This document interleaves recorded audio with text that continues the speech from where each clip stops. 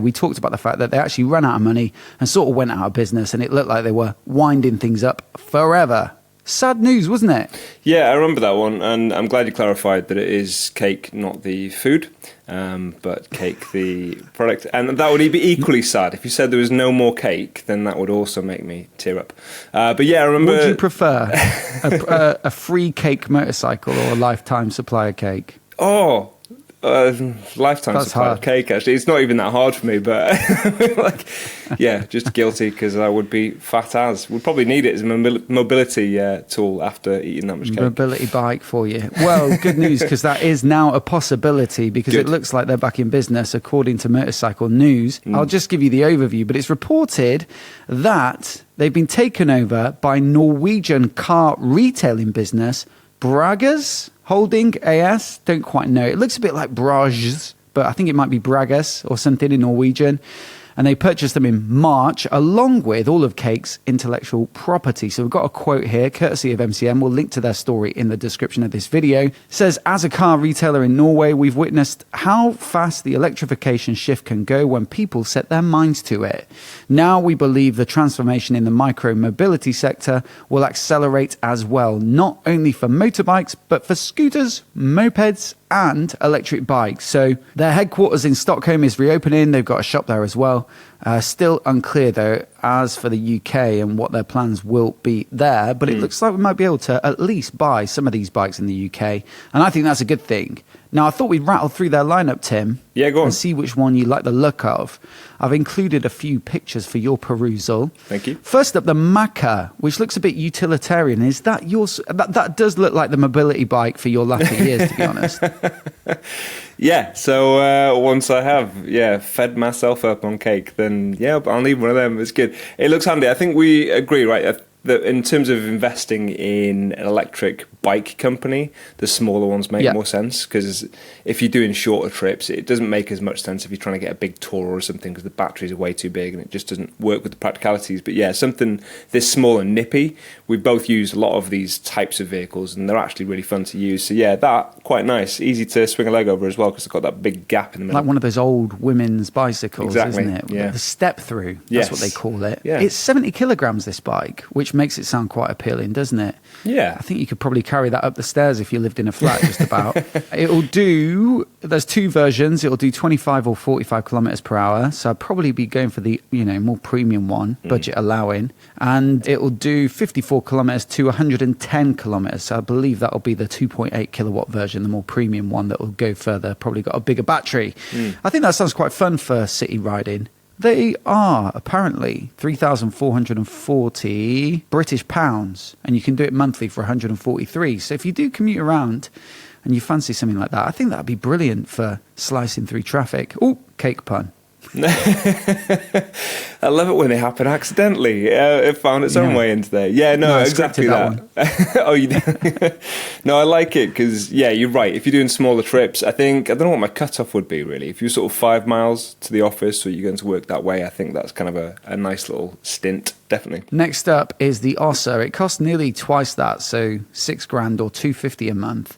But this is sort of built for if you want to go a bit quicker. It doesn't necessarily go further, it just goes faster. It's a similar-ish looking bike. Some of the chassis looks the same, but a much bigger battery, more powerful motor. It's got a kind of, I think the Maka is like a hub motor, whereas this is a proper one mounted on the frame. I think this looks all right, although aesthetically, they've included this sort of beam, which I think is meant to make it quite versatile, because you can put racks and accessories and stuff and you just clamp them on. It does look a little bit prototypey though, doesn't it? Yeah, unfinished, almost like you've stripped all the frame off, a sports bike or something. Yeah. No, maybe not a sports bike, but you've stripped all the frame off basically.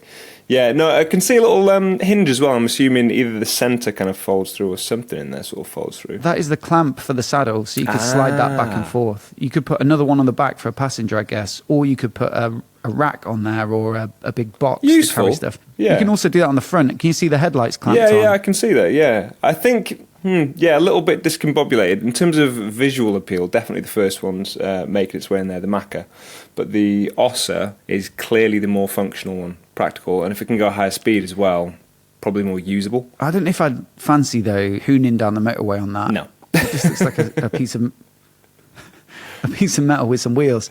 Next up in the lineup is the Kalk, which I think is their OG, original, probably best known bike, which is a bit of a dirt bike looking thing, but very sweet looking. I can't quite spot the price on this one. Just give me a sec. I think I remember checking these out. I think it was around $7,000, but I could be making that up. I think it's steep in comparison to sort of, smaller petrol ones. Got you, yeah. And that makes sense. I mean, they're probably made in lower batches. I think the reason I can't find a specific price is there's like 7 versions of it, all with varying levels of specs. So you can go from something relatively modest right up to like full Öhlins suspension.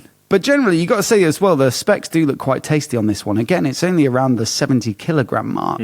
Some of them, though, make 280 newton meters at the wheel, which is pretty nuts, isn't it?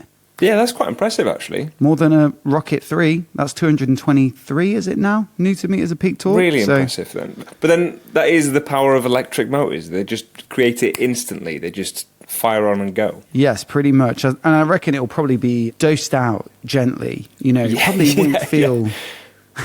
You'd hope so. They should just have an unleash mode where it does... Literally does a backflip, yeah, and breaks the chain in the process. Yeah, if it's more than a rocket, then something that light, not so great. Top of the range, though, actually putting that torque figure to shame. For $8,000, you can get a Cake Buck. I think this was their latest thing before they went out of business. I think I saw it at EICMA last year. It makes 456 newton meters of peak torque. Does 0 to 30 in 2.1 seconds, and yet it weighs 89 kilograms. And it says, on the specs here, license, and then it says non/A2. Hang on a minute. You can't ride it with no license, surely. No, surely that... Oh, if it's A2, A2, I think they limit the power a little bit or something like that. Oh, good. Okay. No, I'm not sure that's true, to be honest. I'm looking through the terms. Maybe you can ride it on an A2. But anyway, this thing looks pretty nuts, doesn't it?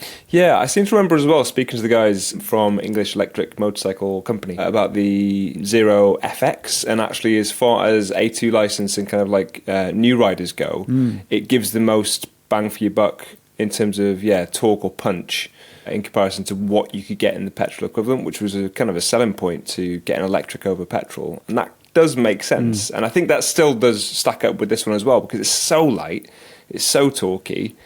Again, you would hope that it's limited or at least moderated to the rear wheel when you set off. But yeah, quite a nice look, actually, that one. I think of all of them, in case you were going to ask me this question, the Buck is the one I probably would go for myself. Would you change your mind if I told you the seat height?